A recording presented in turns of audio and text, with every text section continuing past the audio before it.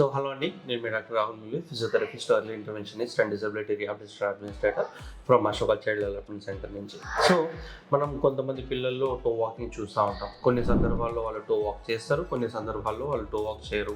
కొన్నిసార్లు ఏదైనా smooth surface ఉన్నప్పుడు వేళ్ల మీద నడుస్తారు, కొన్నిసార్లు వాటర్ దగ్గరికి వెళ్ళిన తర్వాత టో మీద నడుస్తూ ఉంటారు.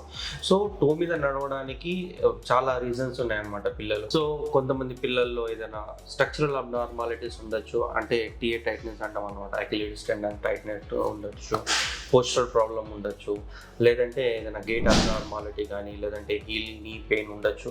అలా కాకుండా కొంతమందికి సెన్సరీ ఇష్యూస్ ఉండే పిల్లల్లో కూడా టో వాకింగ్ వాళ్ళు చేసే అవకాశం ఉంటుంది. అంటే ఎవరైతే పిల్లలు ఆటిజం కానీ ఏడిహెచ్డి లక్షణాలు ఉన్నాయో అలాంటి పిల్లలు కూడా టో వాకింగ్ చేసే అవకాశం ఉంటుంది.